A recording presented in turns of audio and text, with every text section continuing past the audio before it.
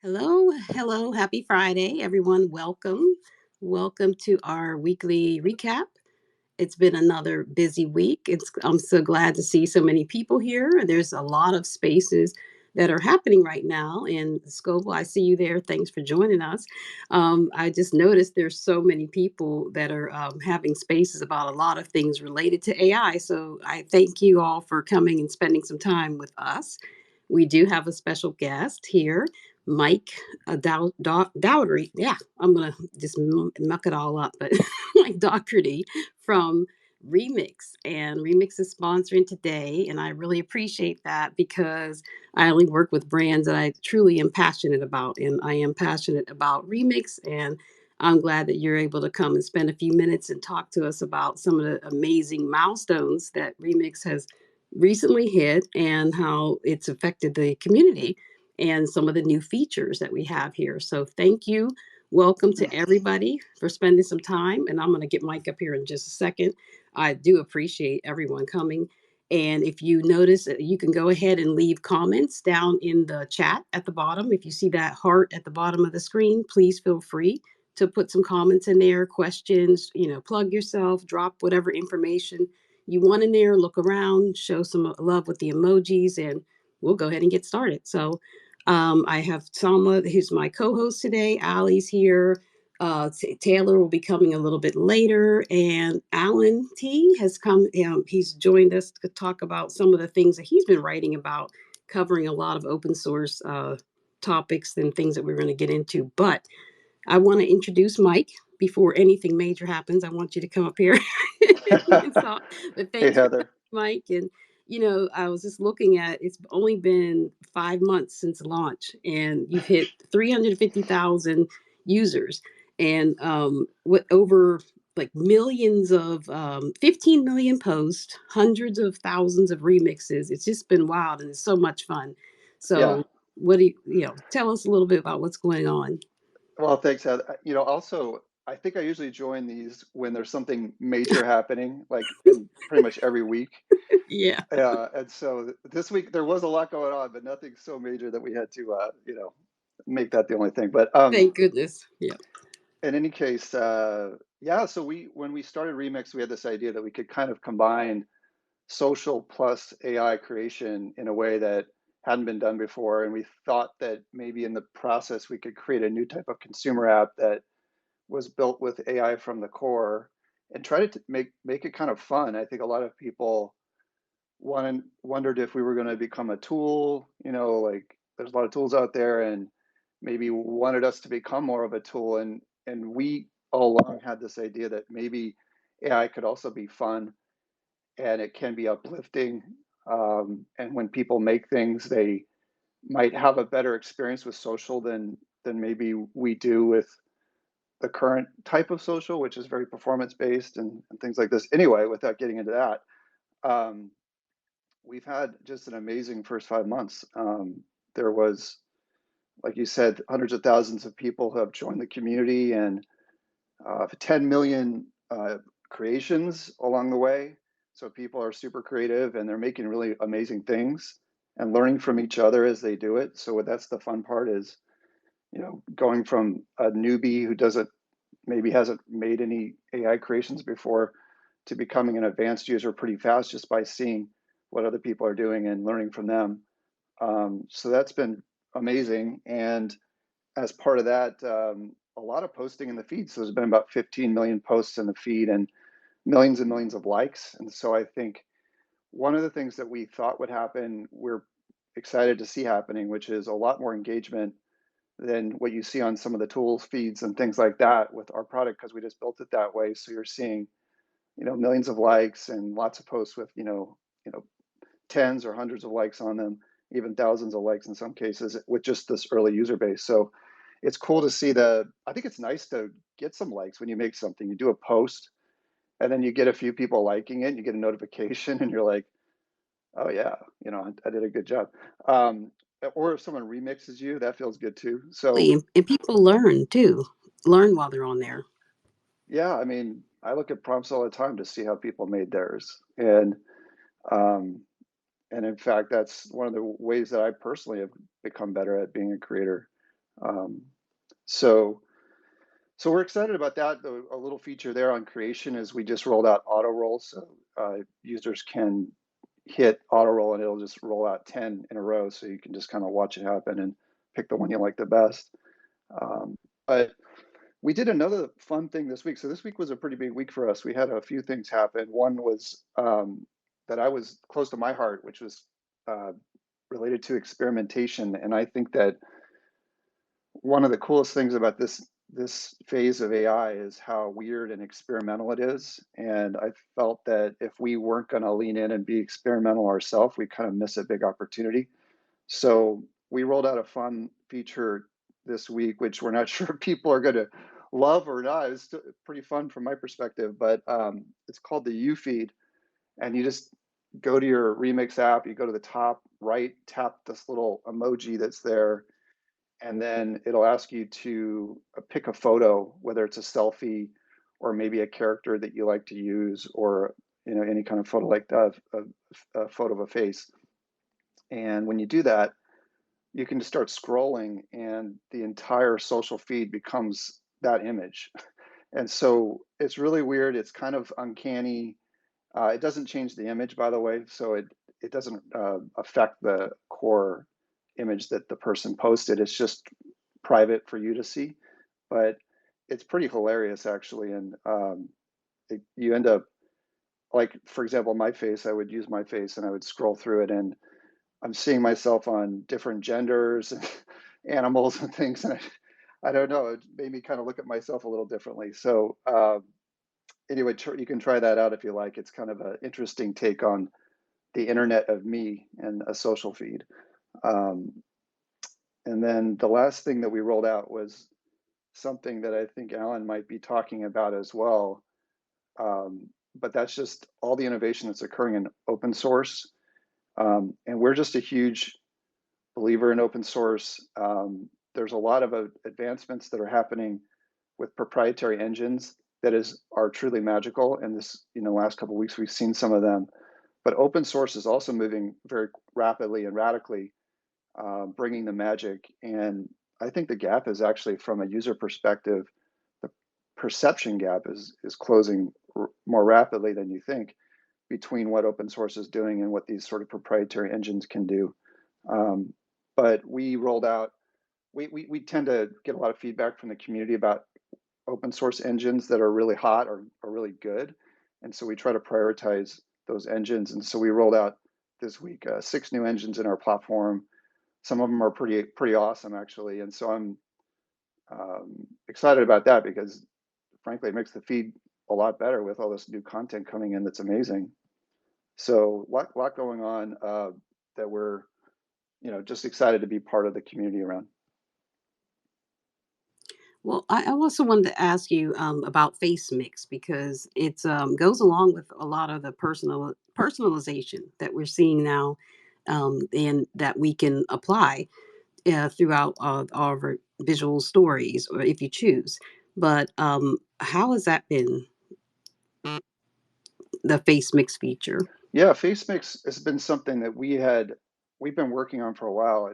We're training our own engine behind the scenes, and the idea is that in addition to social being about identity in some way, so having the ability to put yourself into the stories that you create, and there's been a lot of avatar apps and other things that do that. In fact, some amazing things that we're going to be seeing soon with emo, I guess EMO, and some of the other engines that are coming in the open source space that are absolutely magical. But in any case, the avatar space was one of the first areas that AI took off around.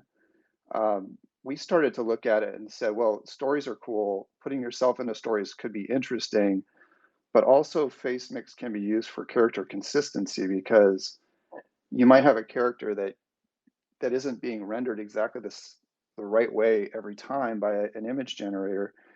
And so if you can put an extra layer of face mix on it using the character, like sort of a stock character that you have, you can really tune that image, the final version of that image, closer to the character that you want to make. So we think that face mix is a layer that is very useful in creating consistency, whether it's about you or other types of stories you want to tell. for my panel. Anybody want to ask Mike some questions about what we've been talking about? Taylor, thanks for joining us. I know you were late, but thank you so much. Go ahead, Alan. Hey, Mike, how's it going?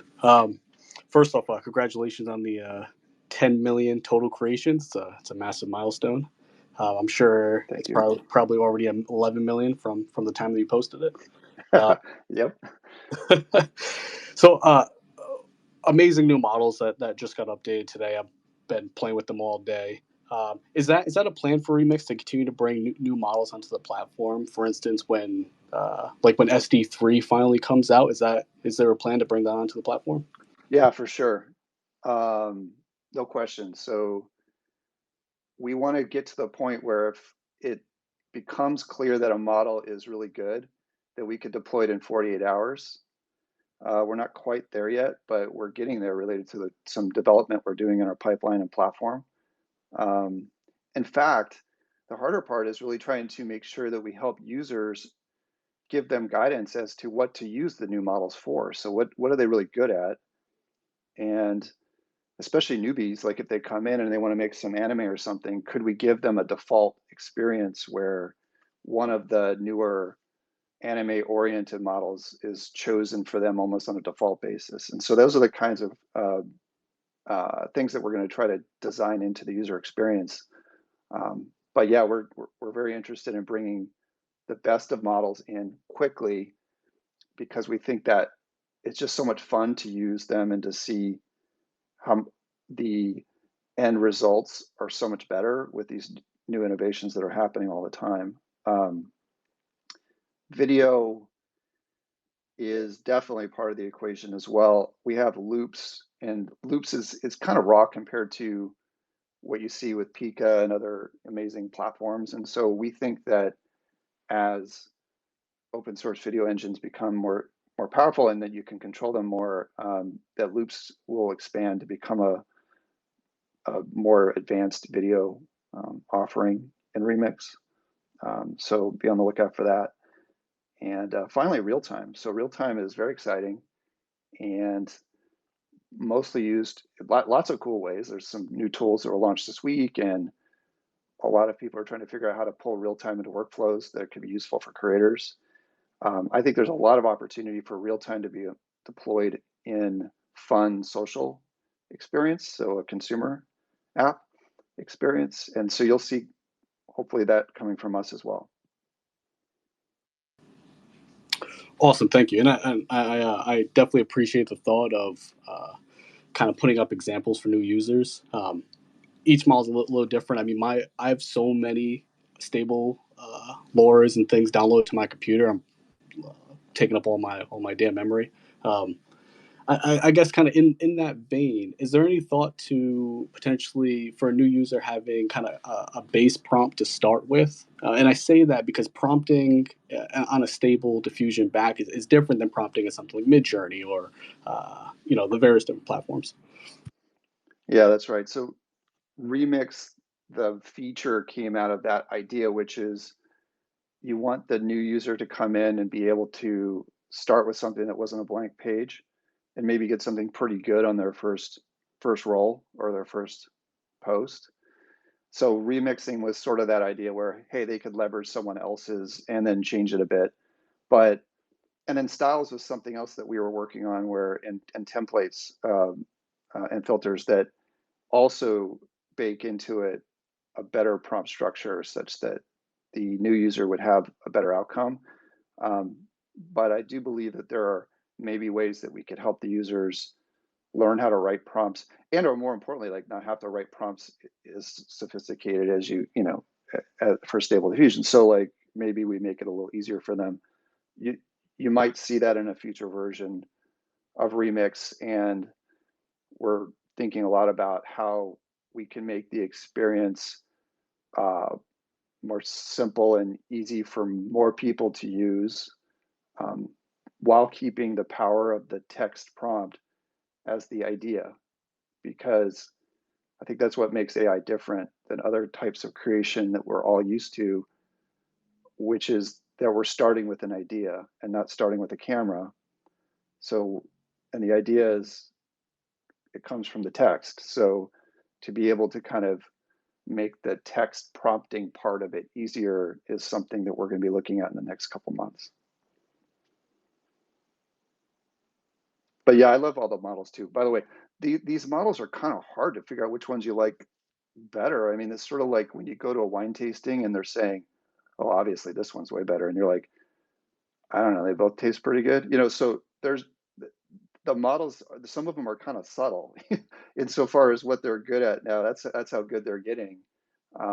So it's fun to play around to see what they're better at. Mike, any thoughts about kind of the future of AI generation, image generation, as all these models start to get better? I mean, speed, latency. So that's why I think real time is so important. The world changes when you don't have to wait. The time from idea to creation being instant opens up many more iterations that you can go through before you to even help you think through the ideas that you want to create, so that the AI becomes much more of a collaborator with you, and you're bouncing ideas off of it as fast as you can think of them. So I think real time is fun. Real time is important from the perspective of creation. And so that's a big one. I do think that real time doesn't output as high a quality right now as it will. So the innovations around real time we will see is to take real time outputs to be equal to the type of output we're seeing where it takes 20 seconds to make something. But yeah, latency, if we can remove latency, I think that's going to be a big deal. It also unlocks other types of, as we've seen with some of the other products out there that have launched, other types of input methods, such as stylus, or we were playing around with voice, swiping, all sorts of fun new ways of interacting to create things.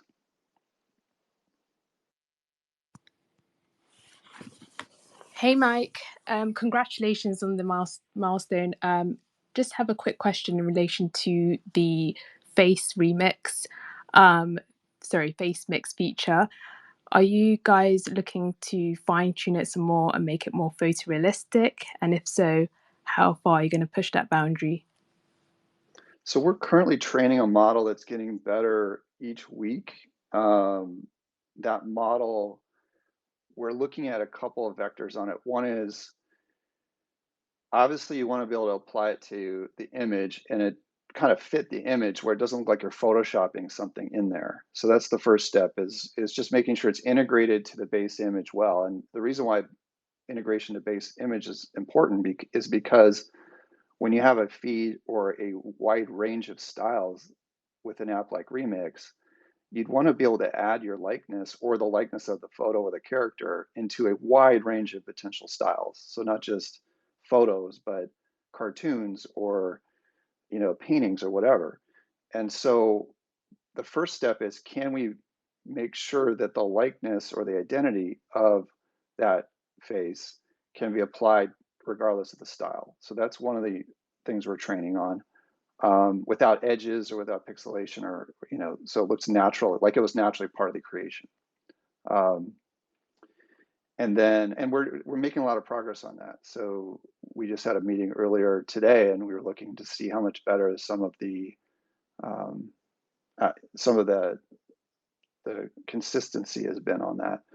The other thing we're trying to do is to allow the bounding box, or essentially the part of the experience that identifies the face, to work on a wider range of faces, because some of the technology doesn't recognize the face very well. And so how can we make sure that most heads that have a place to put a face get captured by this technology? So that's another area that we're focused on. And again, because the range of styles is so wide, with Remix, you might have a cartoon with like a big head with a narrow neck, or some sort of surreal thing that looks like, Picasso made it or somebody, and that's not surrealism, but you get the point. Something that where the face doesn't easily map to it, and that's harder. So that's what we're trying to figure out, is how do we get those faces into more scenarios. When they land, they're absolutely amazing and sometimes completely hilarious. So it's worth it when it works. And so we're working on the engine to try to make it work most of the time. I wanted to open it up just a little to ask any, because there's a lot of remixers here and different people that might have some questions. And since we don't have half the panel, I wanted to ask if anybody had any specific questions related to remix or things that are happening around that space. Put it in the comments or request the mic. We had a couple people requested the mic, but just for a few minutes, we wanted to give a chance. If you want to ask Mike any questions. And he was speaking at Stanford the other day. I just want to mention he was guest lecturing, I think, and also had a TEDx, talk last week. So he's been talking a lot about some very interesting topics and just checking to make sure. I know there were people that were asking for the mic, but I don't see. If not, if you can hang around for a little bit, Mike, I'd appreciate it. If not, if we can let you go, and I know you'll be back. But I didn't want people to feel left out. But thank you all for coming and showing some support. Taylor, did you have any questions, or Ali? Yeah, I can jump in really quick with a quick question, which Thank is, you. and I'm so sorry, Mike, that I missed the first couple minutes of this, jumping on a late call, but I heard from Heather that you mentioned some of like the key milestones, and so I think just for like many of us listening, who are either on the platform or are considering joining, like I'm wondering if you could just like paint a picture. And I apologize again if this is a recap, but like of the broader landscape right now with Remix in terms of sort of a really like innovative social media app that's come into this space. And so like what does that big picture look like? I know that you guys have hit some pretty big milestones with users, so congratulations, that's like amazing news. But like has there been any discussion of like what is next? How is there app partnerships in play and things like that, so I can just sort of visualize it at scale? Sure. I guess it starts with this idea that we wanted to create a place where you could share AI creations and not feel like you're spamming people or bothering them like you might feel on Instagram or some other platform where it has such a wide range of content that maybe not everyone wants to see your latest AI creation, So we thought maybe there needs to be a place for this to happen now. And that's so one thing you can do with Remix is just come to a community that is built for sharing image and video AI content in a place where everyone gets it and isn't going to criticize you for making with AI. So that's one, and it's supportive, and it's one that people ask each other how they made things, and they comment on each other's posts generally in a supportive way. So we're really liking the way the community is helping each other get better at becoming creators. So that's one thing. But we designed the app with the belief that video would be coming quickly and quote is next. And obviously it's now, it's this year. But when we built it initially 5 months ago, we said, well, we should definitely build this for video because someday there's going to be a lot of video in this platform and the types of video is going to be very engaging. So I think that what you see now is a community that's building with a high level of engagement per post compared to other platforms because that's just the way we designed it. And over time, I think you'll see a deeper and richer set of content that may even start to pull the weight of quote media. In other words, it might be entertaining enough where the feed is something you just want to spend time with. Just like you do with other forms of social media where maybe you don't produce as much, but you just look at the media. Our platform is, as I think I've mentioned on this before, is more 50-50. So we're very lean forward. So it's a little bit different kind of social, quote unquote. It's not as lean back as TikTok. So we have about half of our users are making things and about 17 things a day, actually. There's about 4 or 5 posts per person per day. And again, many of those posts get, a lot of likes. We are working on, related to the feed, trying to get rotation of new users through, kind of like what TikTok does. So we get people who are new and or something that you just posted have a little bit more distribution, so it can get in front of more people. So that's something we're working on with the algorithm. But yeah, really excited about the community, really excited about the engagement. And I think people are just getting really good at making stuff. So the content's just awesome. I love that. Have you guys at all explored like an advertising model at all for brands or AI adjacent brands that might be interested in reaching, some of the users that are using Remix now? Yeah, it's definitely come up a lot. I think the next thing you'll see from us that's similar to that would be community. So we'll be developing some ways that you can create communities that perhaps even are subscribable to. And although that's not directly an advertising or a brand oriented feature set, it is something that I think brands could potentially really enjoy because they could create areas that are associated with their brand. Um, we think that this is important because we do find that sometimes when the feed gets really busy, it becomes more anonymous. And so if we can create sub communities or subreddit kind of concepts within the platform, it might create a smaller feel to it that might be very intimate and people can enjoy making with each other. So we'll see what happens, but that's something that we're working on next.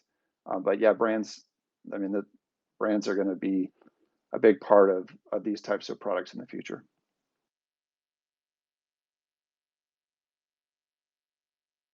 Alan, did you have a question? I did, yeah. Mike, my one of my favorite features on Remix is the daily remix. Is there any thought about having a way for users to submit to be the daily remix of the day to be chosen? Yeah, that's a fantastic idea. So we have one of our great team members, Tyler. He manages this sort of calendar of remixes, and he's always like, okay, which one should I do? So like, I think that the more we could, first of all, the whole point of daily remix is a community oriented event, and so the more we can have the community's fingerprints all over that, the better, in my view. So we would love to have that. Also, in addition to daily remix, another area that we want to have the community's um, fingerprints and sort of identity all over are these filters that we create. And so, because I think there's some really cool filters that a creator could make that everyone could see it's sort of theirs. And what the filter does that's a little different than a prompt or different than a daily remix is that it goes into the filter section so that a new user could come and just tap it to start to create a post. But with the filter, we can put multiple layers of processing in it so that, for example, we could combine a prompt with face mix such that you could theoretically make a better, like, I'm just using an example. Let's say we wanted to make a photo booth for a New Year's Eve party or something, and that's the filter. So building the layers there, or let's, like that yearbook app, remember, that was funny and we were all using for a while, like where there's sort of ironic twists to like 1990s yearbook.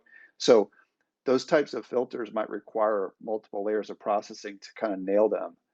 And so think of community-based filters where the creator has an idea around one, but needs us to kind of build the layers a little bit into the filter. That's another area that we would be excited about.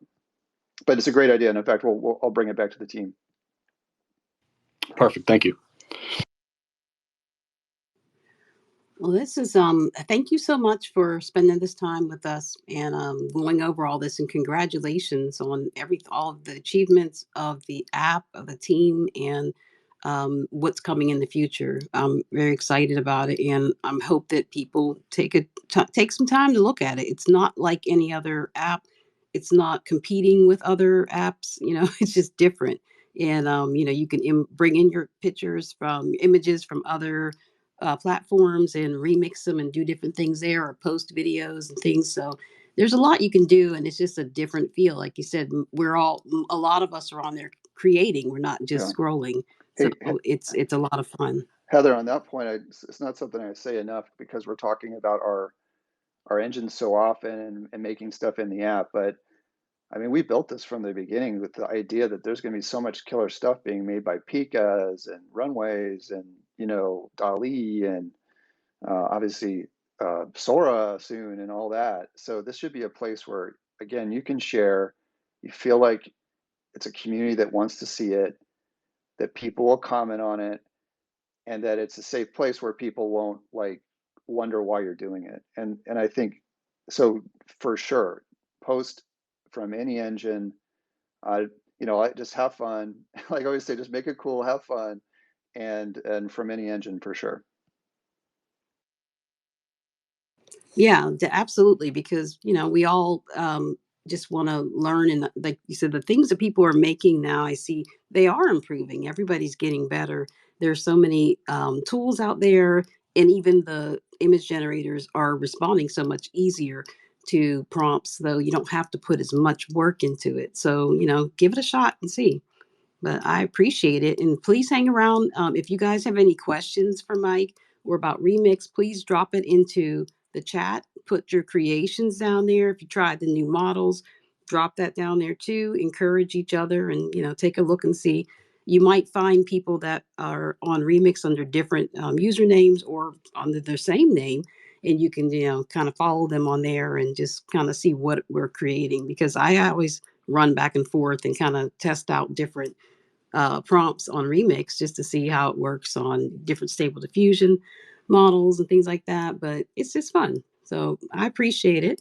And you can hang around. We're going to talk about what's going on in the world right now with I'm not sure how to really phrase it, but it's kind of like, things are starting to everything's accelerating. We have this technology where Sora just came out and took our breath away.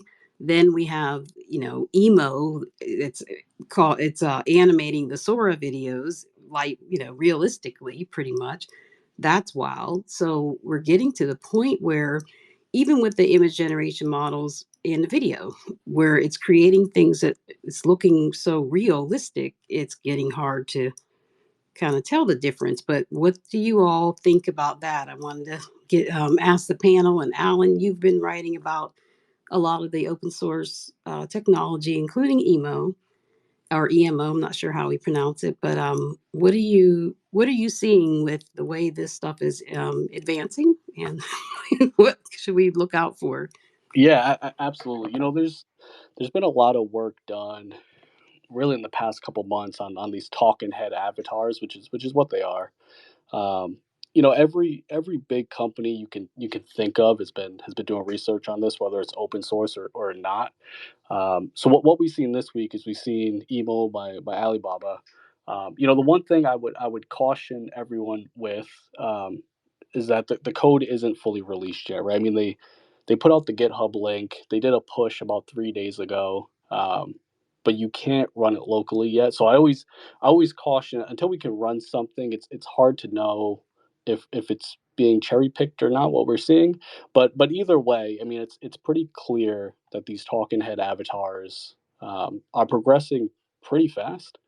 And what's great about that is you see a lot in the community, both for AI filmmakers, creators, YouTube content creators, whatever it happens to be. Um, you see a lot that they really want their avatars to be expressive, right?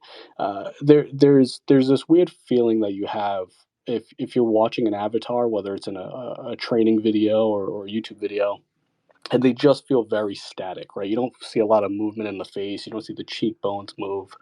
Um, so a lot of these platforms are trying to get around this, right? They want to make these things expressive.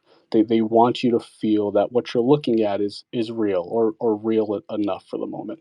Um, so with emo, they've kind of crossed this bridge where you see these facial movements that almost trick the brain that you're looking at something that could be real, right? And that's has the ability to sing, to talk, to argue.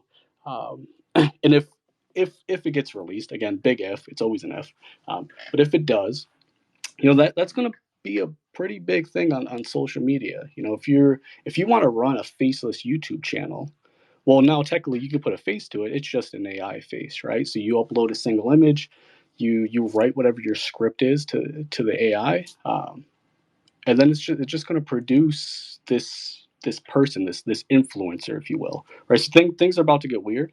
Um, I personally like weird, but we'll kind of see where it goes. And then uh, before I jump over, I was going to say the other thing we have this week is we have Pika lip sync, uh, which is really cool. I think the Pika team did a really great job. Um, it's always a little awkward when one thing gets released and then another thing drops almost immediately, and you have the comparison. Pika came out, and then the next day emo dropped.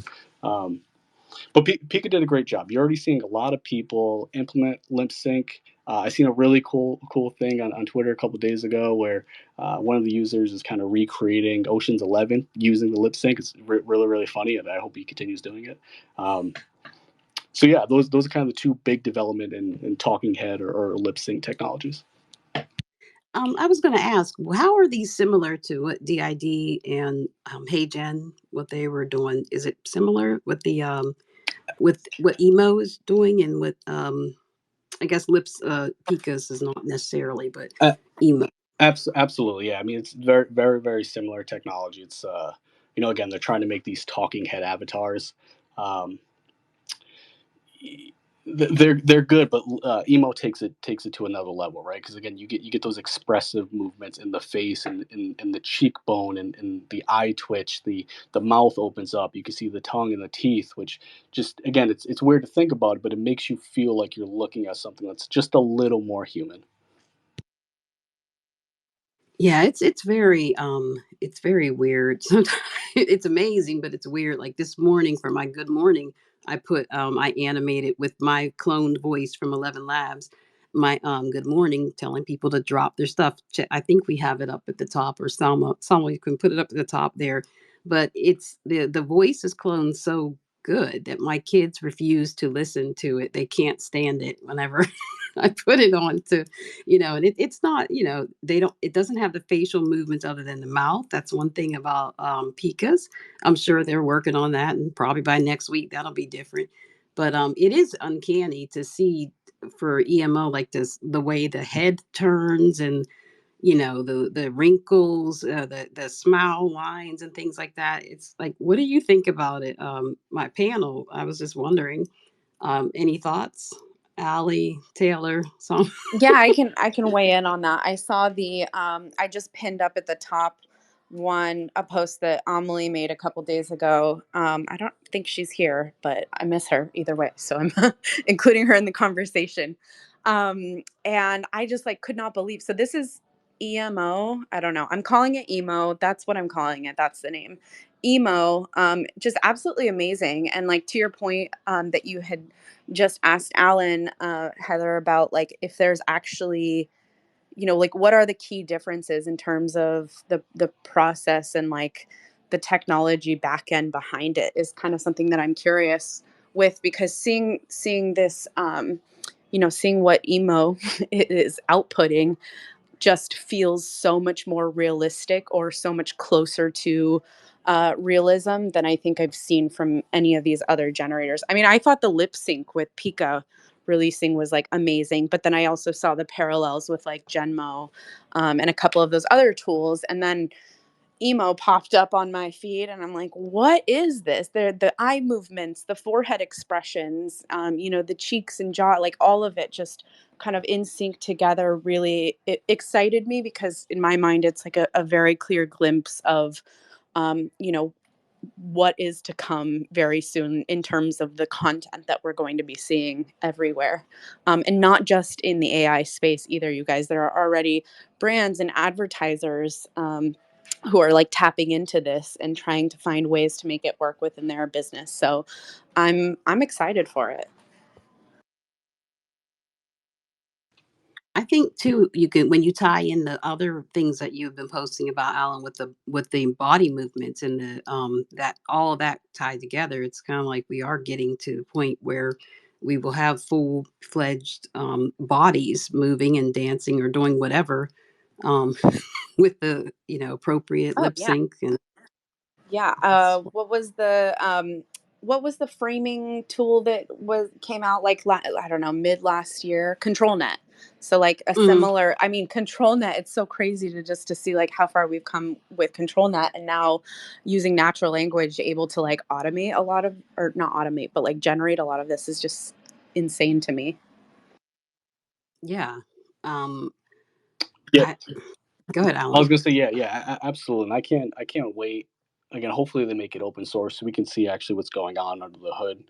But yeah, we're getting closer every day. I mean, just yesterday, I forget the user's name. I'll try to find the post.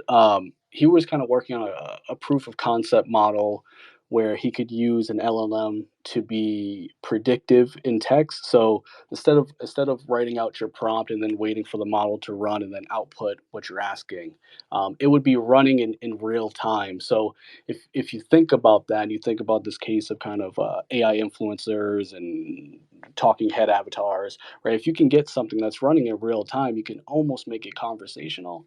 Um, so you can think about being on some kind of video chat.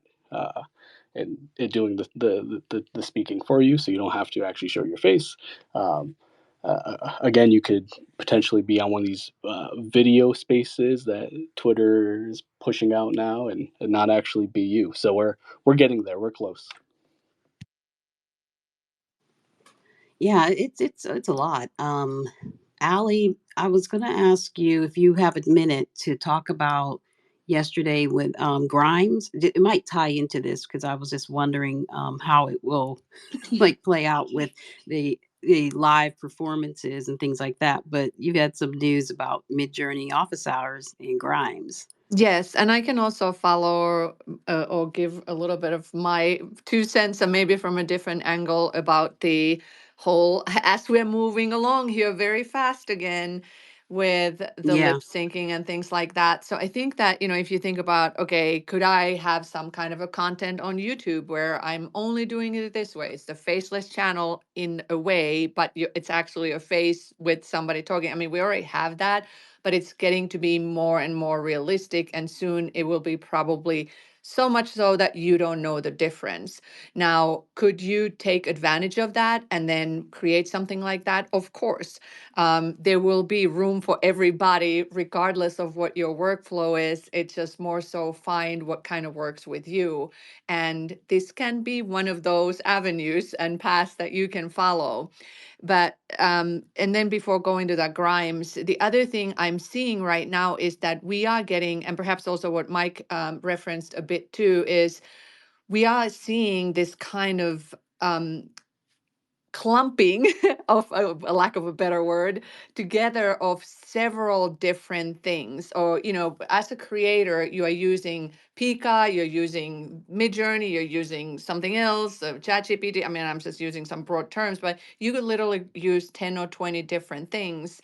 But perhaps if there's a beneficial relationship or collaboration or partnership or whatever, that two things can work together. For example, Perplexity and 11 Labs, where now they have a daily podcast, is an example of that. Or the way that Midjourney has perhaps, or I guess it was Elon more so hinting that perhaps there's a collaboration.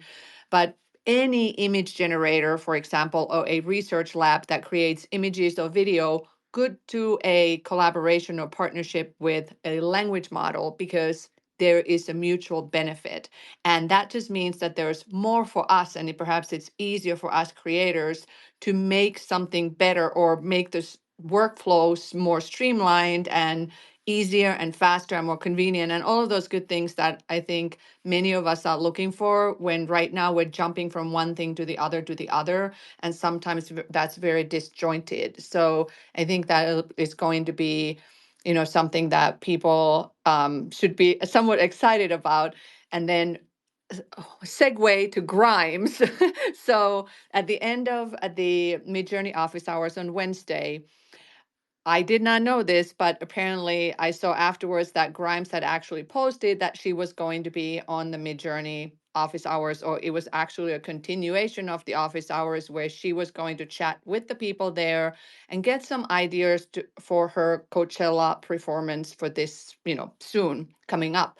And she wants to create it with AI. She is very strong proponent and wants to really, showcase the possibilities out there. And she loves Midjourney. So she's creating a lot of images, but she also wanted to kind of get the hive mind working on different ways and seeing what's possible. And it was actually super exciting and fantastic. And there was a lot of people. There's about 500 people on the call at that point, and people are creating incredible things. So that was super fantastic. And actually having that kind of people working separately but together and kind of playing off of different things, what she said or what we were talking about, whether it was some futuristic Roman Colosseum, female gladiator, whatever the case may be.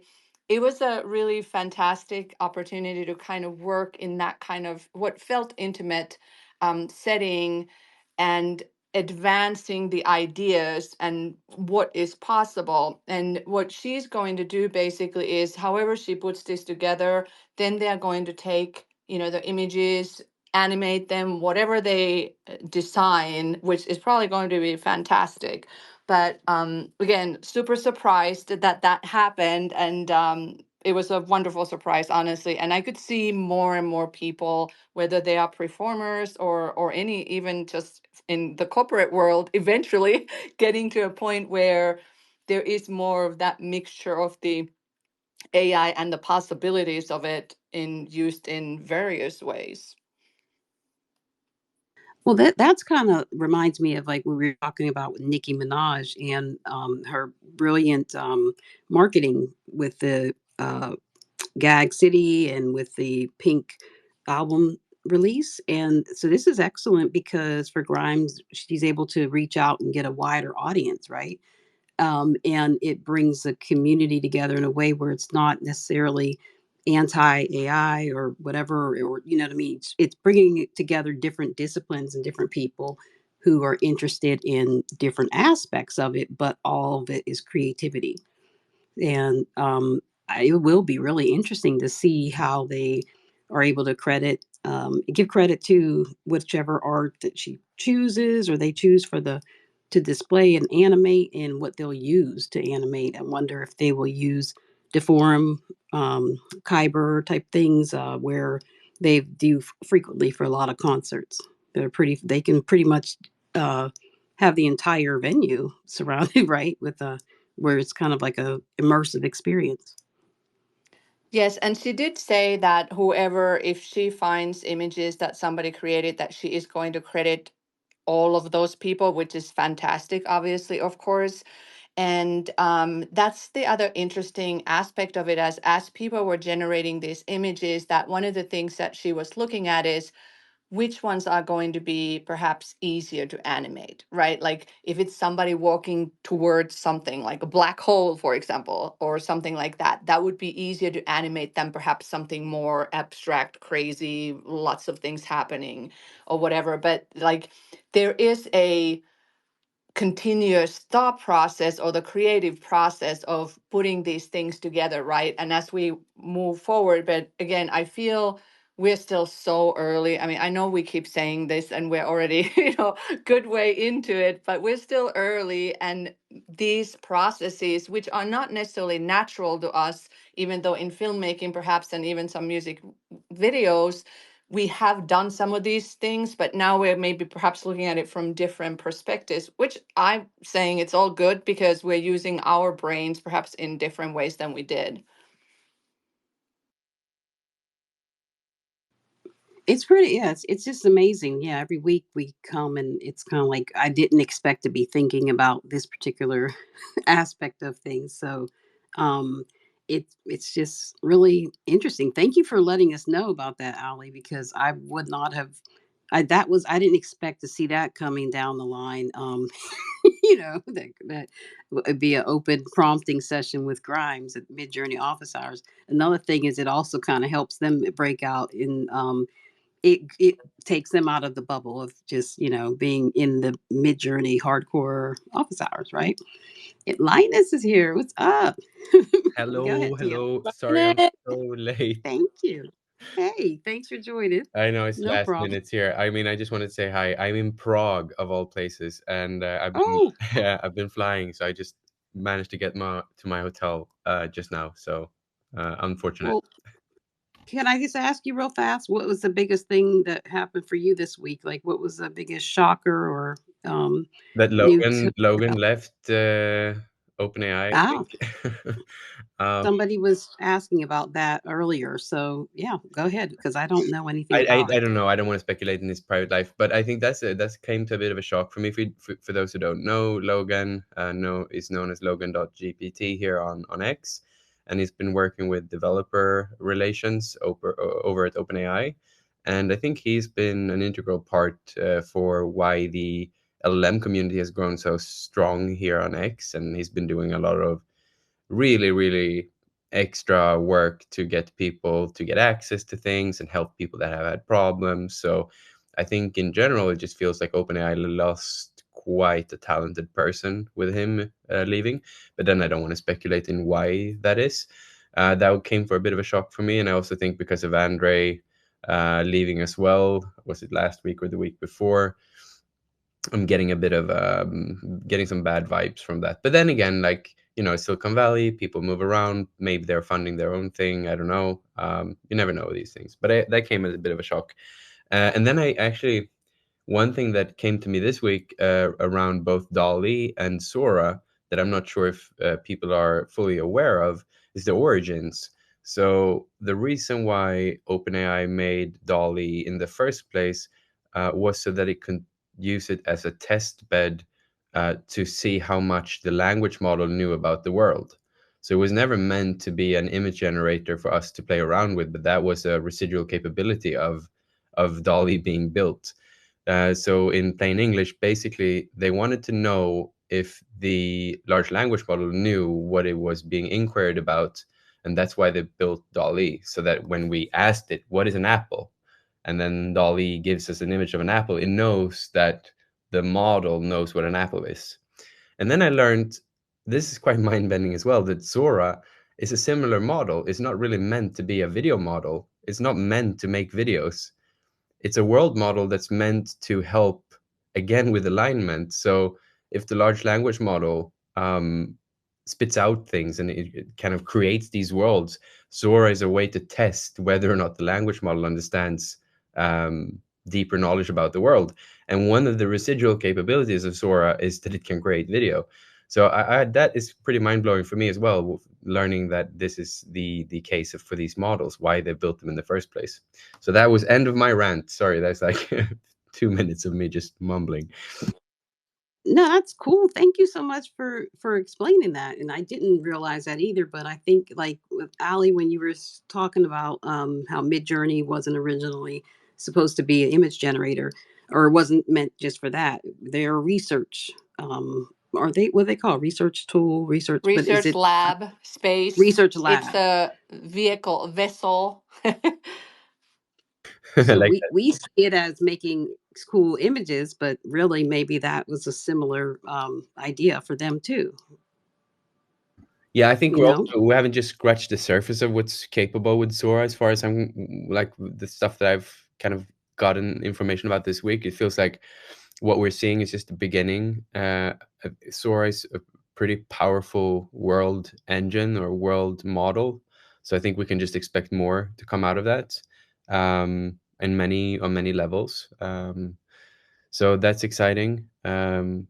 Yeah, I'm not sure what you guys have talked about, so I'm not going to go back into things that you have talked about. So I'm just going to call it there and be like very thankful for giving me the mic for a few minutes, Heather. And Oh, no problem. No, I appreciate it because that really helped. We were going to wind up, end it in a yeah, few minutes here. I appreciate that perfect. because it is sort of like I'm not sure what to wait for next, and it's hard to say when are these things going to be available. I wonder if Sora, like on TikTok, OpenAI appears to have just opened started a TikTok account, and all they're posting is Sora videos. They're not posting anything else. So like how long are they going to just, post, generate things that people are putting in the comments or whatever. And I know they have their red team, and then the creatives are separate from the red team, I guess. And they're working on different, whatever they're doing, working on different projects to test it and see how it's going to work. But and then thinking about what you just said, how it's not really, it wasn't meant to be like a consumer product, right? For that, it was more to see how to see the world. And I'm not sure how they were going to take that like into education or research, or how they would use that. Yeah, But it's for sure. interesting. Another thing, by the way, so the reason why I'm in Prague and the reason why I was late is I've been in Amsterdam because I've been speaking at a conference yesterday, and then I had a panel today, and now I'm in Prague because I'm speaking tomorrow, and I have a panel here tomorrow. But what's interesting with the panel that I was in, because it was a developer-focused conference, 7,000 attendees, but at the stage where we had our panel was like about 1,000 developers, and I got surprised because I did a little bit of a polling on the audience, because like it was quite a boring moment, because the developers can be quite introverts. So I tried to get them worked up a bit, and then I asked them a few questions, and to my surprise, like less than half of the audience have used AI tooling at all. Not even like work with it yet, but just used it, just tried it out. Like 500 people in this audience of like senior developers have not tried these things, and that just give me more kind of wind in my sails that we are in a very little bubble. Like we are maybe, the Twitter sphere of us folks that are interested in this. We might be the top 5,000 people in the world in this realm in terms of how much we actually know about this stuff. Because then what's more interesting was I asked more questions about, so do you use this stuff in your daily work? And then about 20% of the 40% are actually using this in their day-to-day work. So I get super surprised by that, because this is the biggest developer conference in Europe. So yeah, I'm like, oof, mind blown. End of rant. That is crazy. Mike, what do you want to add to that? Yeah, hey Lennis, how are you? I was also at two events this week, and now in your case, you're at a developer conference, so you might expect that there'd be a larger percentage of people that have used, AI technology, what have you, for in their workflow or whatever. I was at TED conference, and I was also at a law school class. At both of them, there was a relatively, when I did the put your hand up question, there was a relatively significant number that have used ChatGPT, the consumer version of OpenAI. But when you ask them to keep their hand up, if they've done text prompting for image, it was probably only 10% of the room that kept their hand up. And then when you ask them for video, there were probably literally only 3 people that had, would leave their hand up. And then I asked them for music, and literally zero had their hand up. So Yeah. it's your point is, exactly right.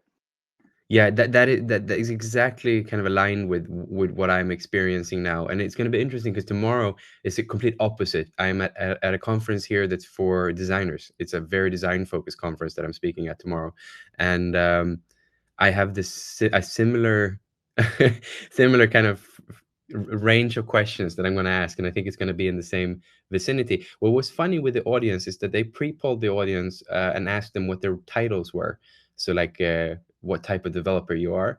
And in the crowd of the 400 people that answered on the poll, there was 300 something front-end developers, and there were 5 machine learning engineers.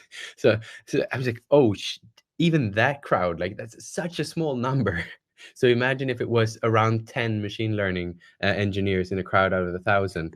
That just tells you how much of a deficit there is on this skill. Like we need to like, so if someone makes a course or program or knows where to like push people to go into machine learning, that is the place to be. There's no competition. It's just like there's just work everywhere to be found and no one to compete with. Do you think a lot of the developers realize that there are ways that they can debug much faster, or just there's so many? It seems like that would be a useful. There's a lot of different useful things, or even the GitHub Copilot. Yeah, I think they're starting to realize. I think a lot of people actually had a good awakening these 2 days. There was a lot of talks around this, and there were some practical implementations. And obviously, developers are usually the ones that are closest to these things. So I was very surprised to kind of like not see more people engaging with the tools. It feels like there is this divide between people that are slightly afraid of getting into this technology, and then you have the others that are not so happy with the output because they've had an experience with, let's say, Copilot 8 months ago or 10 months ago or 6 months ago that was, not up to their standards. And in many cases, that's accurate. But then they never dug deeper. And I can see this is the same way when I first interacted with GPT-3. So GPT-3 was out for a long time and has it's a small, relatively small context window. And I never really understood what to use it for. um, I remembered in the playground in the beginning, I was like, what is this? I don't know what to do with this. I put some text here and I get a strange response and I don't understand. And I feel that is the level where most developers are that are still on the fence whether or not to implement or work with these tools. And I think that can be extrapolated across any vertical or any job title that you might have. So it's like we're in this phase still where most people simply have not gotten across like an experience that have had their aha moment. So that's something to think about if you're a creator in this space as well, that even if you have developed a lot in the last year and a half, probably your audience have not.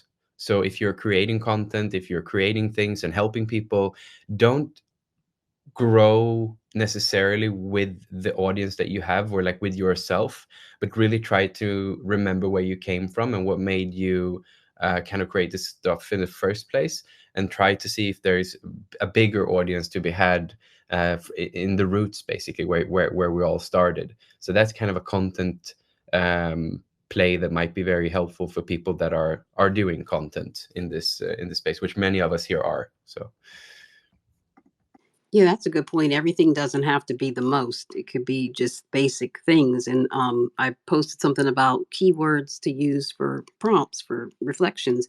And I thought it was kind of basic. I have lots of lists like that, but people, hadn't thought about some of the words. But it kind of reminded me, go back, and everybody doesn't need to see the most amazing prompt that creates different things. Or if you're showing them how to use a tool, it doesn't have to be something that's super complicated. Just what could they use to get something done more efficiently throughout their day? And even if they're already working with AI products and tools, like for Spotify, for instance, people probably don't realize that there's, AI working within their recommending songs and different things like that, right? But to show them how to recognize it and how to use it. I have Gemini popping up in my email, my Gmail, and in my Google Docs, and my uh, Google Sheets. Then Acrobat, we have that now. I haven't even explored that yet. Adobe Acrobat beta, where you can ask your document questions in Acrobat. So I'm working on taxes right now. There's a couple tax tools. I have to give a shout out to Kick. Oh my goodness, Kick.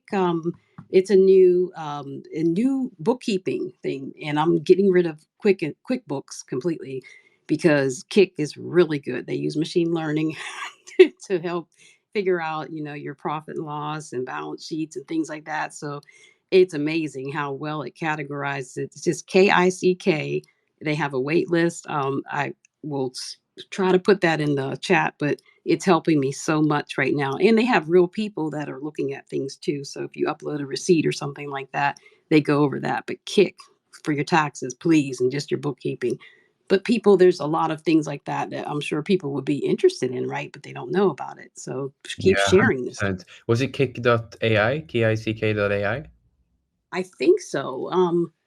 Yeah, I got to look it up when I get, how Yeah. I am with multitasking on here, but but yeah, yeah, but I think they have a wait list right now, or they'll get you in pretty quickly, but they're excellent. It's a small company, a small brand, a small startup, but I'm definitely canceling QuickBooks.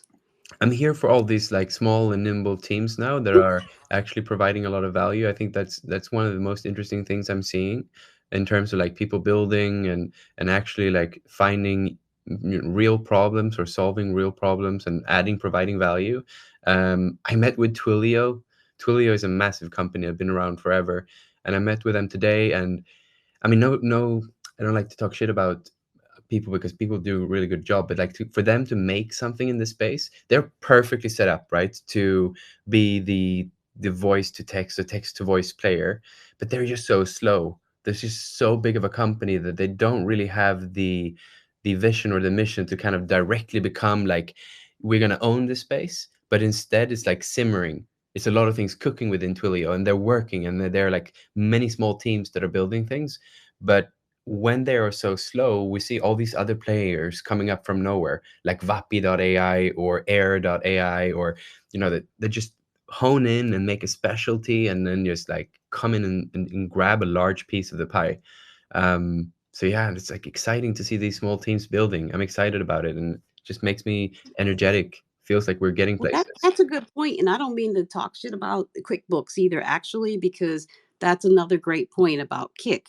They set up an onboarding appointment with me when I first got my account with them. Before I even signed in, they sat there, two people, and helped me go through how to sign in, create my account, how to connect my financial accounts to that, and it saved me so much time. 1 hour sitting down with me and getting me straight set me up where that would be my main problem with not using that tool later on, because it's too much. I don't have time to learn how to, how do you do this and how do you connect that? So that is a difference. They're able to do that where QuickBooks may not be able to, and other bookkeeping Can I just like tools. hinge on that comment really quick and bring it back to like something Linus said, which is there's so much red tape at the corporate level right now. Like I work with a lot of these brands that just to get something simple creative approval for, it's like a 6 business day long process, and it goes through the email cycles. And this is the nature of things across these levels of organization. And so what you said, Heather, about it's like just finding the time to figure out the value of the tool is partially the hardest part of it. And I'm finding that in, larger brands and organizations, that becomes one of the big pushbacks that they're receiving internally is like, yes, we know that ChatGPT is great. We know that Copilot is amazing. We know that Perplexity has benefits. And, we know that there are all these solutions out there. But the challenge now is getting people internally to understand that this is a huge value add because, like you said, Linus, we're talking about developers who have been, developing the same way for the last decade. And then to say, hey, there's this cool new tool. It's just like it's met with a lot of, oh, here we go again, frustrations, got to learn a new thing, got to figure out how to integrate it. And so I think part of the challenge with like AI breaking into brands and kind of becoming more pervasive across larger organizations is getting over that narrative of like, it's not just another tool. It literally is an entire transformative mindset for how you work. And so, of course, there's going to be, the naysayers, there's going to be pushback against that. But I think it'll be a really exciting time when that gets integrated. I think that Microsoft having Copilot as part of their suite is really going to help push the boundaries for working teams a little bit.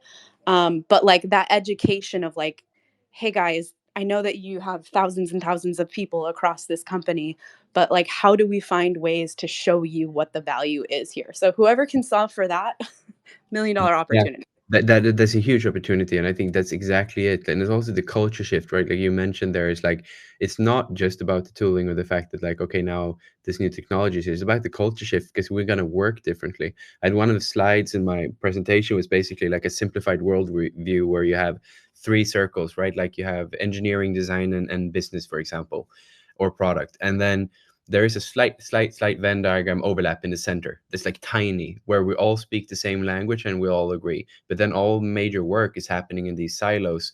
And then, we meet and convene, and maybe the design and product has a bit of an overlap, and maybe design and engineer has a bit of an overlap.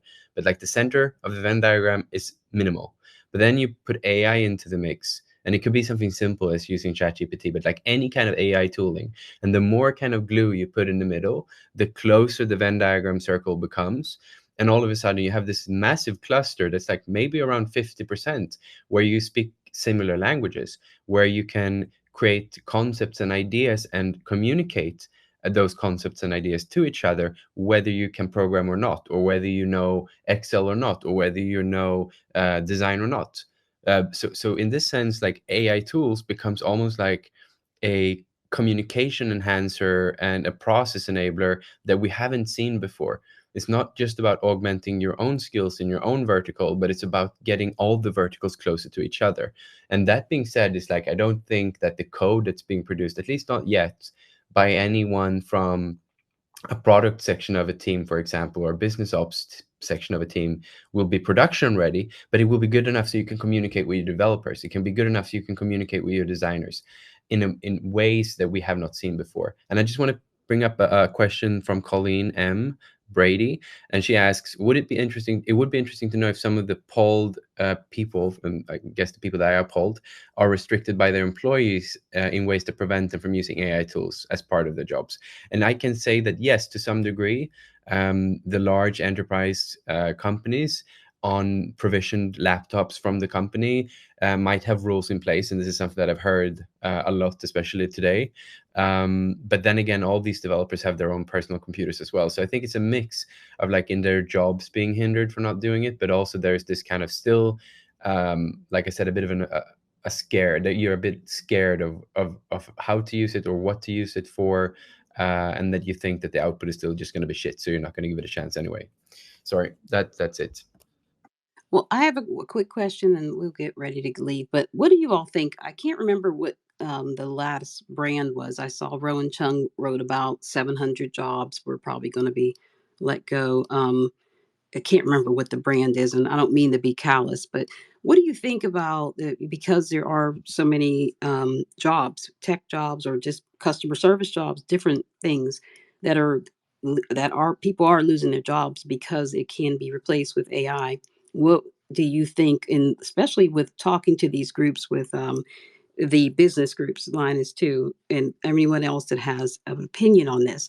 Should people learn, like they might have uh, they might be anti using AI tools because they see it as something that's replacing them. What do you think? How can we get people? How can we bridge a gap where they learn how to use it so that it maybe takes them into the next Yeah, a different role or what? that is also a question that was asked today. Like, okay, what should I do to stay relevant in my job? And I think that the easiest response is to stay curious, but that doesn't give you any specifics, right? I think for in terms of a developer, it's like, okay, actually, if there is, because a lot of people were saying that there pushes from management, there's push from seniors in the organization that, oh, we need to build something with AI, the ever so optimistic leadership team that is pushing the directives down, but they don't know what. And that's an ample opportunity for you to be a little bit of a cowboy, right? And go, hey, I have some ideas, and then you go build those ideas and you present them. That's a very good way to get your hands dirty and kind of learn the tooling. But the bigger picture is that I also think people really need to like ask themselves some tough questions. Why am I doing this job? Do I enjoy doing this job? Am I really good at my job? Am I late in my job in terms of like, am I willing to reskill and upskill, or should I shift my job focus to something that's a bit more secure against AI? Um, by the end of the day, my take on this is that if you're in the middle, you're going to be fine. If your skill set's in the middle and you're willing to kind of learn and upskill, if you're very early in your career, there's a chance that you never catch up with AI. If you're a junior today, that might be very difficult to hear, but then might be a real possibility for you to either just like drop everything that you're doing and just really focus on getting good at working with AI tools, or become a machine learning engineer instead. And if you're really late at your job cycle, just stay relevant with all the soft skills and all the hard stuff that AI can't really do yet either. And then you might be relevant long enough to stick around. So there are some hard things that we need to start, I think, really need to start debating and talking about, because things are going to happen, whether we like it or not. Like, jobs are going to transform, transform first, but also get lost. And it's going to happen really fast. And that's my current sentiment. Yeah, I agree. And I think like my husband works at a Fortune 500 company, and I didn't really realize it, but they already have, like, they have all their information. They train their own AI and their own GPT and chatbots. So basically, they already have that brain. They have the brains of the employees that are working there.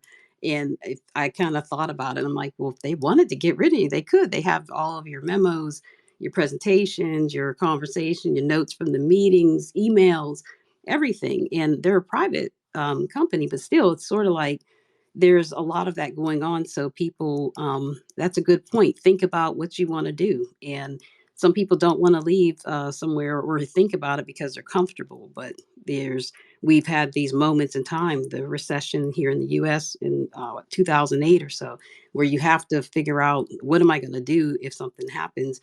I have to have a backup plan. Or are you doing what you really want to do, or are you doing it because that's what made money, or because you happen to be in that career path or degree path in a university program?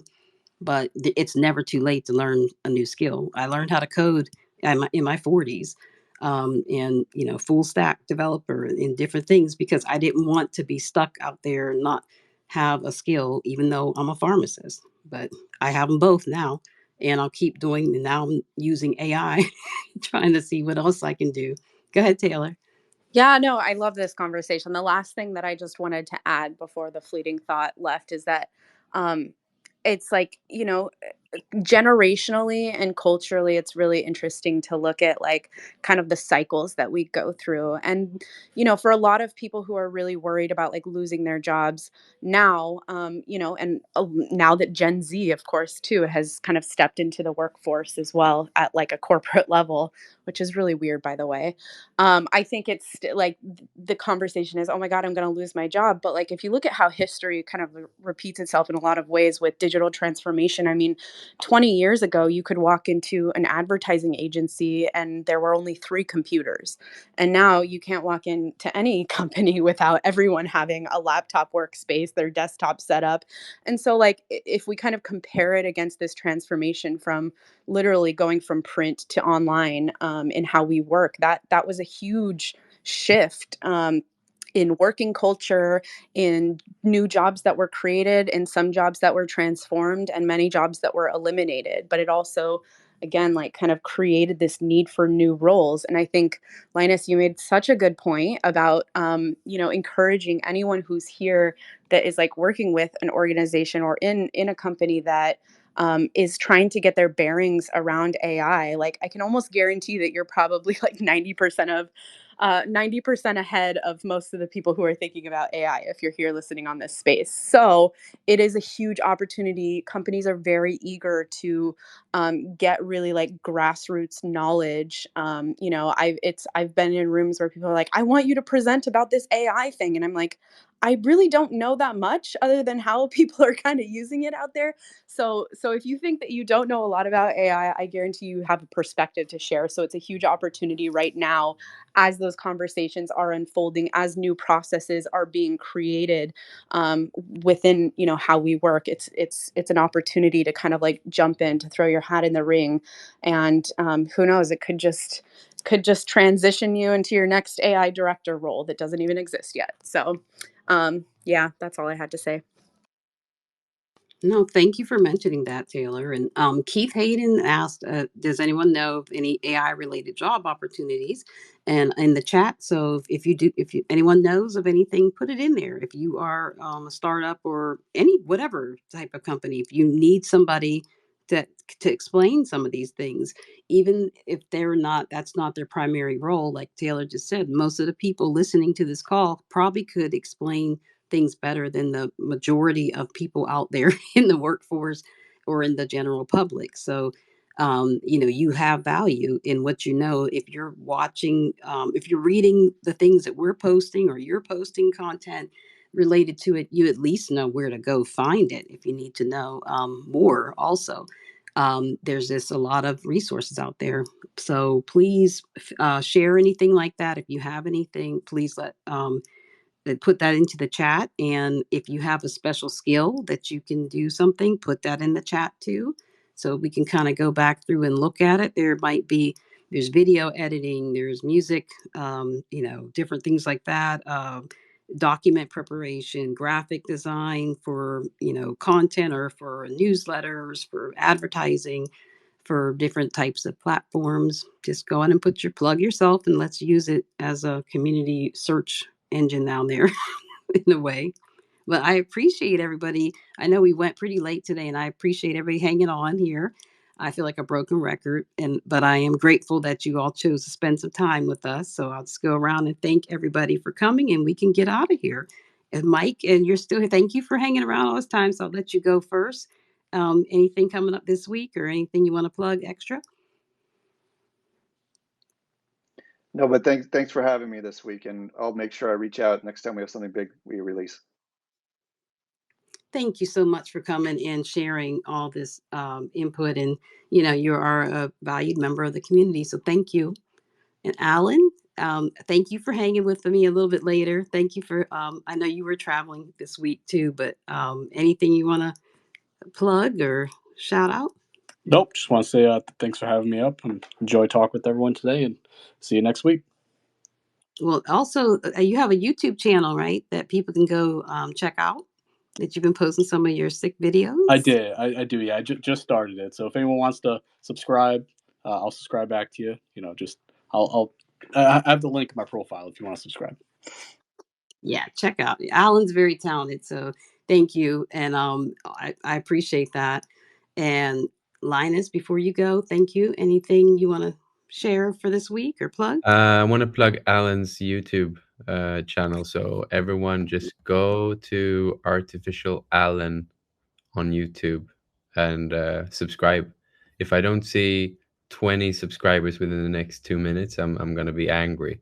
I'm gonna actually, you know what? I'm gonna continue to talk until there is at least 20 new subscribers on Alan's YouTube channel. And that's Yeah, we have so many people here that and it's like, come on, let's just go do it. yes, And exactly. There's I 38 appreciate now, and I'm keeping my eyes open on that number. I'm gonna refresh the page now. 39. So one of Yeah. you listened, okay? All right, let's go. Yeah, let's move it. And so Alan gave me a crash I need course in more. CapCut and a few other things too. So I appreciate it. And I'm still growing my YouTube channel. Call it a Kid Allen's. Then go over to mine too if you Yes. haven't subscribed. There's Visually AI. people in here, and Cooper. we can definitely get a few more subscribers for Alan's YouTube channel. So you go to Alan's link in bio, and there's a very big logo there, a YouTube logo. You tap on that logo, and then you tap the subscribe button. And now I'm subscribed. Now I've also helped Here out. you go. All right, did I just hit 40? Maybe you did. 46. Here we go. Let's We see. only need 10 Linus more, is guys. This is like, I'm gonna be one of those sales guys. This is gonna be like, sold to the highest you bidder. stay in I'm the like, background. I'm working at an auction house Taylor, now. what's going on while he's recruiting you new subscribers? What's going on with you this week? What's going on with me? Oh wait, no, Taylor. Yeah, Something Taylor. happened. Wait, oh, never mind, Taylor. Something, she got kicked off or something. So I'll skip her for now. Sorry, Salma, are you still on there? Thanks for hanging in so late. Yeah, no worries. Thank you, Heather, for the spaces. And I have nothing to plug this week, but thoroughly enjoyed this conversation. And I've just subscribed to Alan's YouTube channel. Yeah, we're gonna plugging Alan as well. That's very, very good. So now let's see the numbers. I'm updating. We're 49. So still people, I don't know. Do you not use YouTube? It cannot be that we are 60 people on this space and nobody's using YouTube. I'm very disappointed. I want to see at least 10 more subscribers before I go to bed. Get busy now, guys. And I'm looking around. Thank you all so much. Scott, there I see you down there. Lupin Mix, Keith down there, Automation, Tom, Tony, Britta, the axis of, I can't read the whole name. I'm gonna axis of extremism. Okay, what's up? I see you were in a space earlier today. H and J B, how are you? I saw Vicky J on there before. Ron and Colleen. There's so many great people here, and please don't be offended if I missed you. I'm just kind of scrolling down my screen. Thank you so much for hanging out with us. And I know that it's a nice way to end this week. It's been a busy week, and I think it's going to keep going this route. Last year was around this time, right? March or so, where we started getting inundated. So I guess just be ready. We will every week. I think by the summer, I kind of wonder how long this will go before we start. It seems like even the startups and the open source or just this other smaller brands are able to come up with they're making things faster, but I don't know if they are starting to get if it's they're getting crowded out or overtaken. Go ahead, Alan. Oh, I was just gonna say, very important announcement. I just hit 50 subscribers, so thanks to my hype man Oh, Linus. well, that Okay, worked. okay, Yes, now we're and I'm talking. stalling too because I'm trying to make sure, like, while we're here, you all finish. Go ahead and subscribe to Alan. Yeah, no, And I think next week, Alan, we should get you to 100. That's going to be a mission. okay, Linus, I need you to help me Let's with do it. TikTok. I got like 40, 39 or 40 for TikTok. So maybe you That's can help me out there. that's way more than Hmm? I have on TikTok. That's Oh, TikTok is rough, man. It's hard. Yeah, you get your 200 impressions right away. Then it's like, okay, what do you got to do on there to get moving? We need Bilal, help us out with his million followers on there. But geez, it's he rough. has the secret sauce. He knows exactly what he's doing. He's such a why is he not here, by the way? I'm gonna text him. It's like, I think I think he said he has another something else came up today. But yeah, I'm like, I don't even think he's following me. I have to get on him because that might help. I don't know. But yeah, we're just um it's interesting trying to make content across platforms, and Alan and I were talking about that. Taylor, I know you know what's up with that, but Oh, it 100%. is, and I'm not on like LinkedIn. I don't make content for LinkedIn. I'm on LinkedIn, but I don't. But yeah, there's LinkedIn a is the lot. last frontier for so many people, I think, like including myself. I go It's on so boring. LinkedIn only like when I absolutely have to. Um, Uh, but wait, Linus, you sound like you're doing one of those like what are those like call-in shows like the yeah, charity where you're like, come on yeah. everyone, we gotta hit 5,000 donations. Like I love this persona for you, and I absolutely think that you should keep it going in the future. maybe Yeah, we that's what got I the should do. Man, I should become like the spokesperson for the entire field and just be like, during the day. everyone, now listen, this is what we're gonna do this week. This week we're going to make Heather's day. So we're gonna collect 5,000 people. And we're all gonna go and we're gonna follow Heather on our YouTube. This is what we're gonna do. Maybe that's such a feel good thing. I can do that on YouTube and just be this Yeah, hype master. You could be like the yeah, male yeah. Oprah of getting YouTubers their subscribers. You get a free subscriber and you get a free. Five Well, subscribers I to want to you, mention, like, 10 subscribers to you. but Linus, thank you for sharing about the rare diagnosis yesterday, and Oh yeah. that's I hope that Zion, that was such a touching story. But it sometimes just it doesn't matter if it hits every single person. But we looks like they were able to reach their goal So I or just exceed it actually just too. minutes ago texted with Conrad, the father of Zion, and they're obviously very happy that we managed to get to the goal, and they didn't know that I was posting about this, so they get super surprised. But another thing that I want to actually is quite late, maybe not now, but we are considering to do something bigger with this, and not necessarily with involving people to give money, but to try to reach some very high net worth individuals that I know, for example, for me here on this platform, and try to get a hold of their philanthropy sections of their businesses. Because we have a few foundations globally. There's one in Leipzig in Germany, and there's another one in south of Spain that are working with this group of disease that Zion has. So Zion has a very, very rare mutation. There's only 50 cases recorded in medical history. So there's very slim chances that they might find a cure for exactly his mutation. But there are other people that have a less rare mutation that are equally bad, but that that are not as complicated as Sion's case.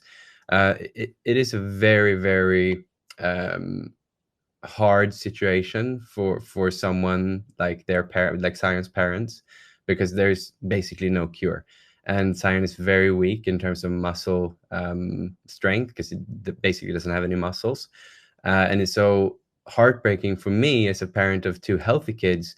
And also Sion goes to my daughter's class, and we've known Sion since he was 2 months old. So in the beginning, nobody even knew he was sick. We first discovered it when he was 4 months old. So it is a heartwarming story for me. It's something that I care about a lot, but I also don't want to use this as, it's not bait. I'm not helping him because I want to win people over. I'm not doing it for social clout.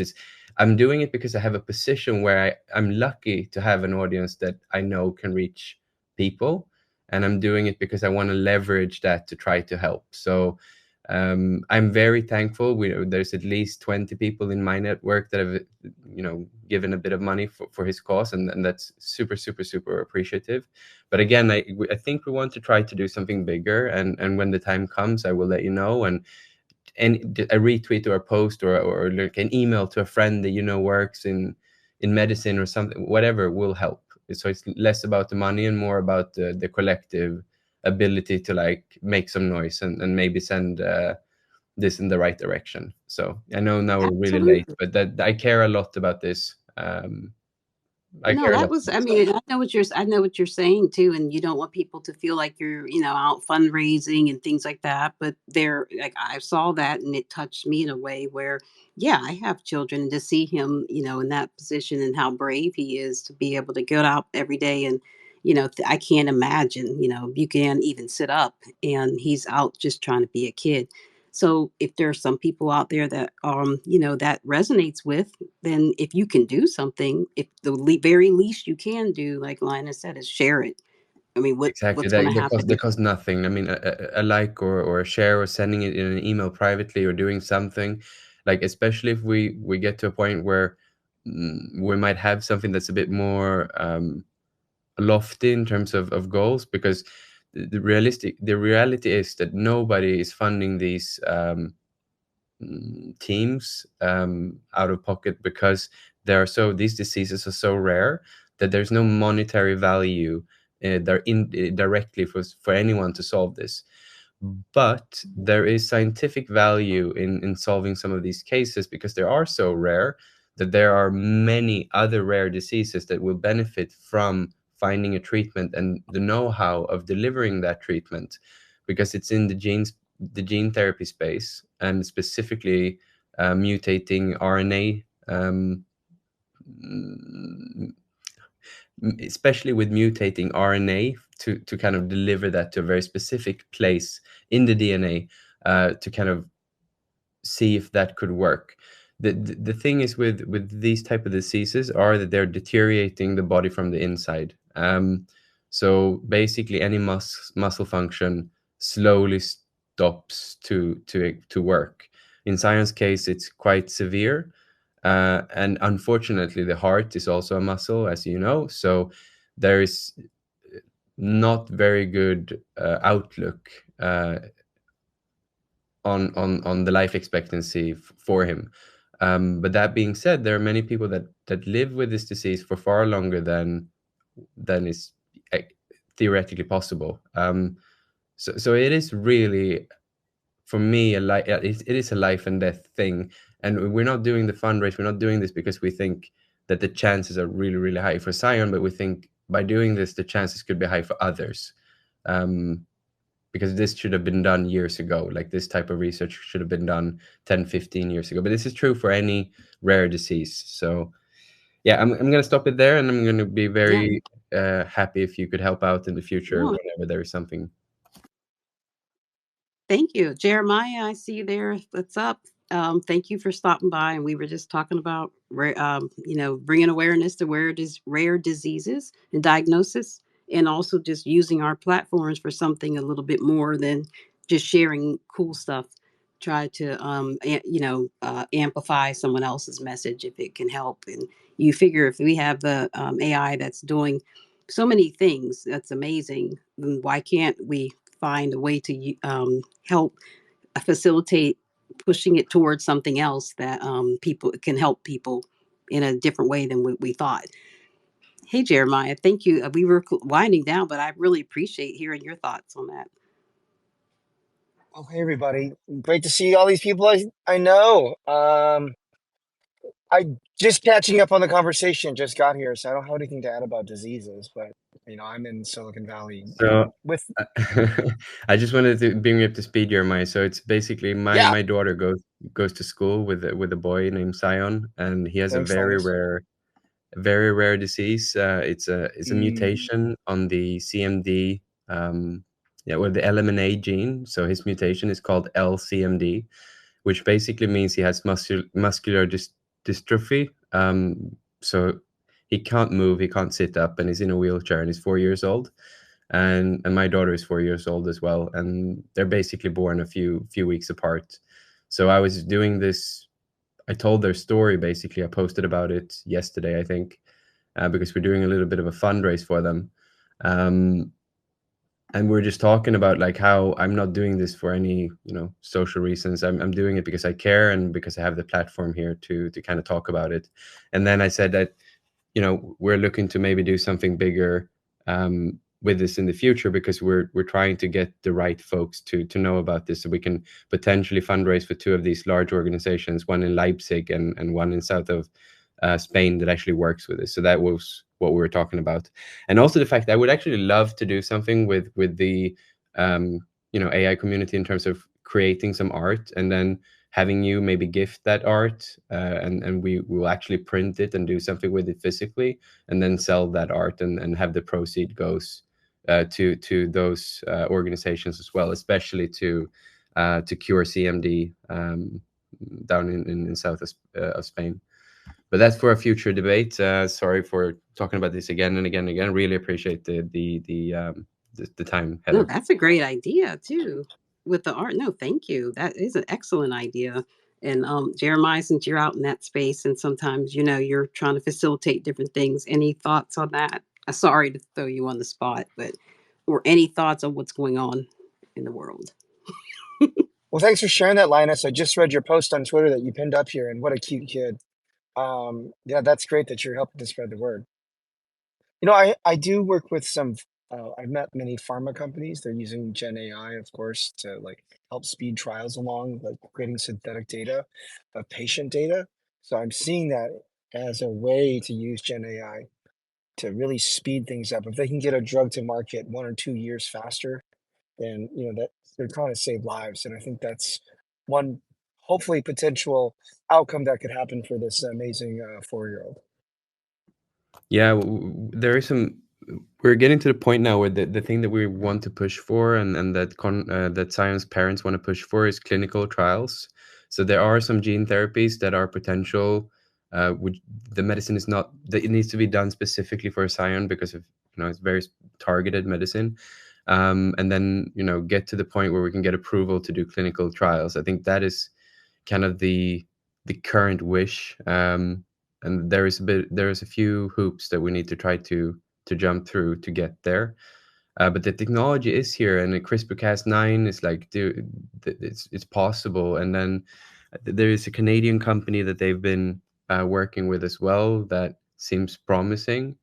But it's more about creating a voice for Sion, because obviously he's 4 years old. He cannot do much in this world for himself, and his parents are not savvy in terms of tech. And there are many stories like this. And I think in general, it's more about, can we create a little bit of noise for the CMD class of disease? Then that's very good, because there's many mutations. And in Sion's case, again, he has a very, very rare mutation. There are less than 50 medical examples in the world totally ever observed with this with this particular mutation. So I'm getting very emotional about this, but yeah, I'm gonna stop there. Oh, thank you so much for even introducing him to us. And now I have a new superhero, And if we can make something, we do have so many people. We make all these different, especially for those of us who are generating images and videos. We make a lot of stuff, and then what do we do with it? We don't really do anything, useful with it other than just share it amongst each other, or maybe put it on a channel. Maybe make something to give to Zion and others that would make them smile or make them feel special. I think that would be really amazing. I know it may not help them get better, but it can have them have a better day, maybe, or a few moments, and that's a gift that we could just do. So if you're ever collecting for that, you let us Definitely. know, and please send it over. And if nothing else, then he know that we are thinking about him Appreciate it. and his parents for all that they're doing now. I mean, as a parent, and just period, that's just a great thing, and blessings for them, and sending as much positivity and just awareness as possible, if nothing else. So, thank you, and I appreciate you guys hanging in there with us. we got Alan up there some, and appreciate that, and I think we'll have a interesting week next week. We'll be back here to do it again.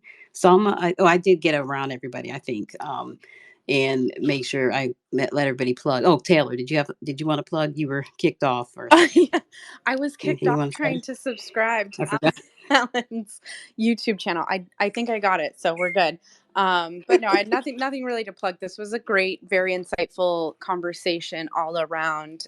Love the kind of heartfelt touch of it, bringing it all back to community in the end, because that's really what this is it's community. Yes, we're centered around one thing, but it's also a community who shares very real, very human emotions and moments together. So it would be cool to do some sort of I don't know, my gears are spinning of like, how neat would it be to have like some sort of a community collaborative, fundraising campaign thing that we can all get rallied around. But future conversations. Thank you so much, Heather, for this. And guys, don't forget, these are weekly Friday calls as well. So make sure that you check out next time Heather publishes a post about when the next space is, which is typically Friday. So hang around. Also, comments are great on these, just to kind of spread visibility. And also, I know Heather is amazing at getting back to like every reply. I don't know how you do it.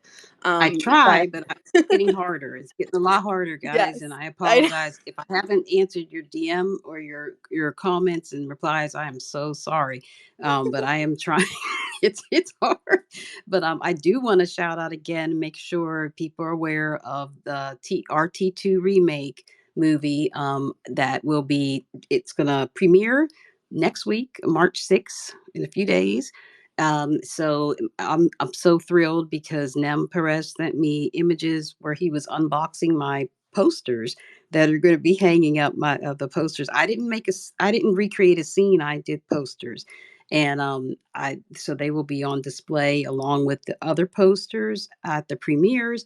And there's so many people in this room right now that created scenes, remake scenes. Please watch the trailer, watch the first scene that we put out. I don't know if we got another scene that was put out there, but please make sure you guys. It's really more than you were probably expecting. It's a full length movie, almost 2 hours long, and you'll just be amazed to see how creative each person was with recreating the 50 scenes throughout there. And it's something where we're just showing all the different ways we can use these tools to tell a story that's not just showing images, kind of panning across, and it's actually telling a story and trying to remake something, and stick to it enough, but also entertain and show what we can do. So that's coming out. Please, everybody, check it out. And there's a lot of talented people in this room and in our community. But please come back next week. Have a great week and take care. Thank bye, guys. you.